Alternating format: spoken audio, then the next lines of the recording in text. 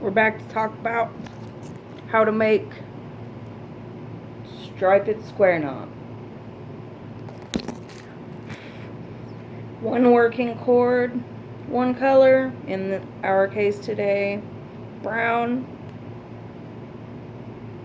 and red. I accidentally did this one left-handed. Sorry. I'm not left-handed, but I did it that way. So, tighten it as usual, and with one working cord, one color, and the other another color, you get the stripe. This one is going to be a tribute to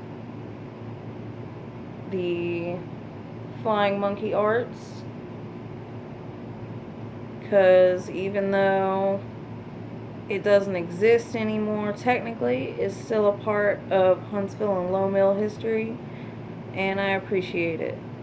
So thank you guys for watching my tutorial on making square knot wrapped pendants and striped square knots, and I hope to see you next time. Assalamu alaikum, y'all.